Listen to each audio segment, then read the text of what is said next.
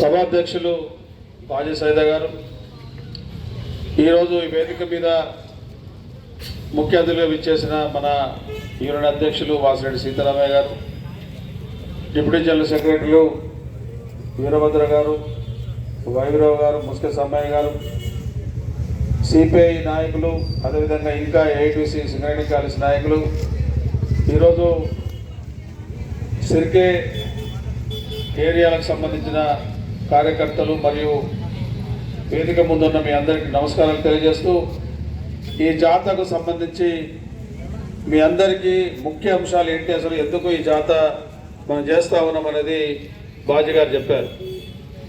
సరే, ఇప్పుడు సింగరేణిలో ఒక ఏంటంటే కార్మికులు గుమ్మనంగా అసలు మేనేజ్మెంట్ ఏం చేస్తుంది, ఒక ఎటు అర్థం కాని పరిస్థితిలో ఈరోజు కార్మిక వర్గం ఉన్నది. దీనికి ప్రధానమైన కారణం ఏంటంటే, ఇక్కడ మనం చూస్తుంటే సింగరేణిలో అనేక రకాల అధికారులు మారుతూ ఉన్నారు, డైరెక్టర్లు మారుతూ ఉన్నారు, చైర్మన్లు మారుతూ ఉన్నారు. కానీ దీనికి సంబంధించి ఈ మార్పులో లేకపోతే మారిన తర్వాత ఏం జరుగుతూ ఉన్నది అనేది యాజమాన్యం నుంచి ఏం చెప్పట్లేదు.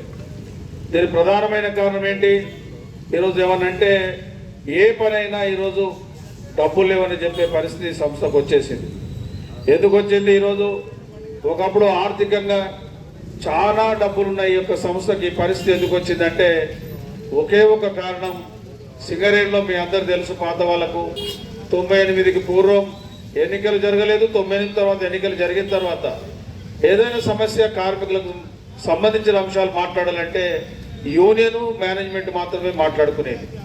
అందులో భాగంగానే మనం 1999-2000లో ఈ సింగరేణిలో లాభాల వాటా 10% సాధించుకున్నాం. ఎక్కడ రాజకీయ ప్రయోజనాలు లేవు, ఎవరికి ఒత్తిడి లేదు. ఎప్పుడైతే తెలంగాణకు సంబంధించిన అంశం మనం భుజం మీద వేసుకొని తెలంగాణ సాధించిన తర్వాత 2014 తర్వాత ఈరోజు కార్మికుల సంఘాల పాత్ర తక్కువైపోయింది, రాజకీయాల పాత్ర ఎక్కువైపోయింది. ఏదైనా రాజకీయ నాయకులు మాట్లాడాల్సిందే. ఏ కార్మిక సంఘాలు ఏదైనా మాట్లాడితే చేస్తే ఏదో చూద్దాం చేద్దాం అనే పద్ధతి అప్పటి నుంచి స్టార్ట్ అయింది. ఇది ఇంకా ఎక్కువైపోయింది ఈరోజు కాంగ్రెస్ పార్టీ వచ్చిన తర్వాత. మనం ఎందుకు చెప్తా ఉన్నామంటే ఇప్పుడున్న వాతావరణంలో ఏంటిది, ఎందుకు ఈరోజు సింగరేణిలో నిధులు లేవు, ఈరోజు అన్ని అండర్ గ్రౌండ్ బావిలో సేఫ్టీకి సంబంధించిన ఏవైనా టూల్స్ కొందామంటే పైసలు లేవని చెప్తా ఉన్నాం. ఓపెన్ కాస్ట్లో ఏం కొనే పరిస్థితి లేదు, టైర్లు కొనే పరిస్థితి కూడా కనబడతలేదు. మరి ఇలాంటి పరిస్థితిలో దీని ఎగ్జిస్టెన్స్ ఎట్లా అంటే, ఎవరు ఇవ్వాలి డబ్బులు? ఆనాడు టీఆర్ఎస్ హయాంలో 36,000 కోట్ల రూపాయలు ఇస్తే కాంగ్రెస్ పార్టీ హయాంలో 51,000 కోట్ల రూపాయలు ఈ ప్రభుత్వం అప్పు ఉంది. జీతభత్యాలకు కష్టం ఉందని చెప్తా ఉన్నాం. దీని నుంచి బయటపడాలి. అందుకని మనం ఏమంటా ఉన్నాం, ఈరోజు ఈ సింగరేణి ఈ రాష్ట్రంలో ఒక ప్రధానమైన భూమిక పోషించిన సింగరేణి, ఈ సింగరేణిని డివిడెంట్లు, ట్యాక్సులు అనేక రకాలు కట్టించుకునే ప్రభుత్వాలు ఈరోజు ఈ యొక్క సింగరేణికి ఇబ్బంది పెట్టే ఈ కార్యక్రమాన్ని నుంచి బయటపడాలంటే మన యూనియన్ ఆలోచన చేసి ఒక నిర్ణయం తీసుకుంది. శాసనసభ సమావేశాలు జరుగుతూ ఉన్నాయి. ఈ టైంలో మనం ఒక జాతర కార్యక్రమాలు చేసి ఈరోజు శాసనసభలో చర్చించే విధంగా ఇది ఎందుకు, ఎవరు కారణం, మరి దీనికి ప్రధానమైన కారకులు దీనికి ఏం జవాబు చెప్తారనే పద్ధతిలో మనం ఈరోజు ఈ కార్యక్రమం తీసుకున్నాం. ఇందులో అనేక పండుగలు వచ్చినా, పబ్బాలు వచ్చినా ఈ జాతరలో ఎవరికి విరామం లేదు. అందరం ఈ జాతరలో ఉగాది అయినా, శ్రీరామనవమి అయినా, లేకపోతే రంజాన్ అయినా ఈ జాతరలనే పనిచేస్తాం. ఎందుకంటే అతి ముఖ్యమైన ఈ అంశాలను చర్చించాలి.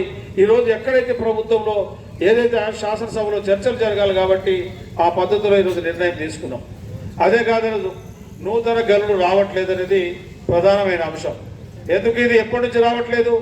నాకు తెలిసి ఈరోజు దాదాపు 16-17 సంవత్సరాల నుంచి ఒక అండర్ గ్రౌండ్ బావి ఈరోజు సింగరేణికి రాలేదు. ఉన్నదల్లా ఏదైనా అండర్ గ్రౌండ్ బావి వస్తే వాటిని ఓపెన్ కాట్ చేసుకోవడం తప్ప మరొకటి లేదు. కార్మిక వర్గం ఎక్కువను అని ప్రచారం జరుగుతూ ఉంది. అందుకని మేము మేనేజ్మెంట్ చెప్తా ఉన్నాం, ఈరోజు ఎక్కువలు తక్కువలు ఏం లేదు, మేము తీయాల్సిన ఇంకా మైన్లు ఉన్నాయి కాబట్టి వాటిని తీయాలి. అదేవిధంగా కొత్త బ్లాకులు మనకు రావాలి. ఈరోజు మన పరిస్థితి ఏంది, సింగరేణిలో ఒకప్పుడు బొగ్గు తీస్తే మనం తీయాలి, లేకపోతే కోల్ ఇండియా మేనేజ్మెంట్ తీయాలి. కానీ ఈరోజు మనమే కాదు, మనకన్నా ఎక్కువ ప్రైవేట్ వాళ్ళు తీసే పరిస్థితి వచ్చింది. ఎందుకు వచ్చిందంటే బీజేపీ ప్రభుత్వం వచ్చిన తర్వాత ఈ బొగ్గులు అనేవి ఈరోజు మైనింగ్ లీజ్ ఎక్కలేదు, అదంతా కేంద్ర ప్రభుత్వం ఆదిలో పోయినాయి. 2015 తర్వాత ఏదైనా మీరు వేలములు తీసుకోవాల్సిందే.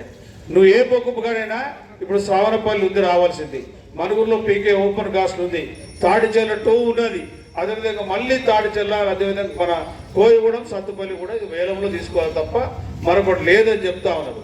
మరి వేలంలో అయితేనేమో మనకు వస్తుందా రాదో ఒక నమ్మకం. ఇలాంటి పరిస్థితిలో మరి సింగరేణికి సంబంధించిన కొత్త నూతన గరుడు రావాలి. అదేవిధంగా కార్మిక వర్గానికి సంబంధించిన అనేక సమస్యలు పెండింగ్లు ఉన్నాయి. ఒకటి ఈరోజు మీ అందరూ తెలుసు మారుపేర్ల అంశం, మెడికల్ బోర్డుకు సంబంధించిన అంశం. అదేవిధంగా ఈరోజు కార్మికులు ఈరోజు వాళ్ళ పనులు వదిలిపెట్టుకొని వాళ్ళ పిల్లలు మెడికల్ అయిపోయి రెడీగా ఉన్నారు. ఉద్యోగాలు ఇవ్వాలంటే ఈరోజు ఏది చూడు మేనేజ్మెంట్ ఉద్యోగం ఏమంటే మేము గవర్నమెంట్ని అడగాలని చెప్తా ఉన్నారు, బోర్డు పెట్టమంటే గవర్నమెంట్ని అడగాలని చెప్తా ఉన్నారు. అందుకని వీటన్నిటికీ ఒకటే ఒక లక్ష్యం, పోరాట కార్యక్రమాలు తీసుకొని అవసరమైతే అన్ని కార్మిక సంఘాలను కలుపుకొని ఏప్రిల్ తర్వాత ఒక సమ్మెను పిలిపించి మేనేజ్మెంట్ ప్రభుత్వాలు కదిలే విధంగా ఈరోజు సింగరేణి కాలేజ్ వర్కర్స్ ఒక నిర్ణయం తీసుకుంది. ఆ నిర్ణయంలో భాగంగానే కార్మిక వర్గానికి అన్ని విషయాలు చెప్పాలి, ఇక్కడ దాపరికం లేకుండా అభద్రత లేకుండా అన్ని విషయాలు చెప్పి తద్వారా మాత్రమే సింగరేణి కార్మికులు చైతన్యం చేసి దీనికి ఒక పోరాట కార్యక్రమం తీసుకోకపోతే ఈ మేనేజ్మెంట్ కానీ ఈ యొక్క ప్రభుత్వాలు కానీ వినే పరిస్థితి లేదు. కాబట్టి అందుకని ఈ యొక్క కార్యక్రమం తీసుకున్నాం.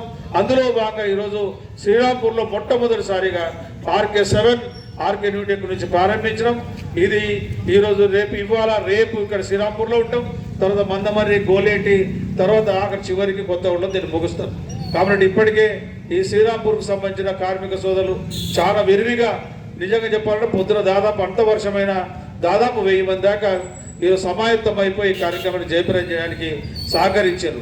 మీ అందరూ ఈరోజు ఈ కార్యక్రమం ఈరోజు ఏంటంటే ఈరోజు బాయిల మీదే కాదు, దాదాపు బస్తీలలో కూడా మనం సమావేశాలు ఏర్పాటు చేస్తామని చెప్పి మన శ్రీరాంపూర్కి సంబంధించిన నాయకత్వం కోరిన తర్వాత నిజంగా వాస్తవానికి బస్తీలలో కూడా జరగాలి చర్చ. ఎందుకంటే బస్తీలలో అందరూ బావుల మీదకి వచ్చే పరిస్థితి ఉండదు. కాబట్టి ఏదేమైనా ఇలాంటి కార్యక్రమాలు మీరు చెప్పి వివరించడం ద్వారా రేపు జరిగే పోరాటాలకు తమ వంతు మీ వంతు కర్తవ్యం మద్దతును కూడగట్టడానికి ఈ సమావేశం ఏర్పాటు చేసినాం. ఏదైనా ఈ సమావేశాలు పాల్గొన్న మీ అందరికీ నమస్కారం తెలియజేస్తూ ముగిస్తాం.